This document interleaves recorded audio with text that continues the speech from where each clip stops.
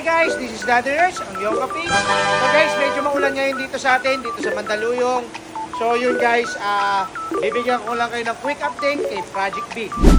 Alright, so syempre, andyan natin Boss Amo na si Bon. Alright, shout out sa mga chicks. Okay. Alright, so ito yung Project Big natin.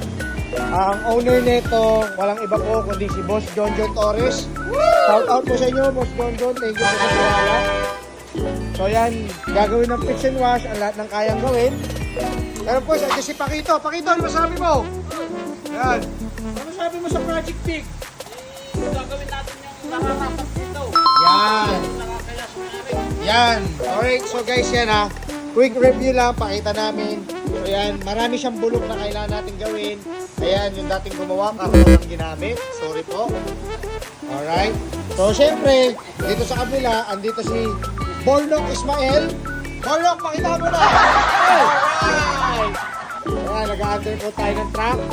Salamat sa White House family. Thank you very much sa supporta nyo dito, pare.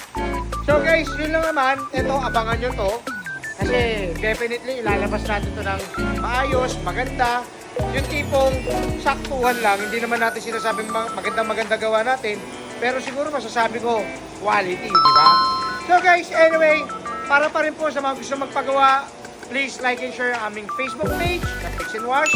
Eh huwag niyo pong kalimutan, subscribe na rin po ang aming YouTube account na Daddy Nurse.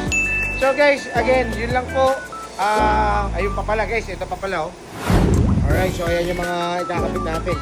So anyway guys, yun lang po. Again, maraming salamat po sa mga tiwala nyo, sa mga nagpapagawa dito. And of course, sa mga gusto rin magpagawa, hindi ko po sisirain ang inyong mga tiwala. So yun lang naman guys. See you here at Fix and Wash. Goodbye!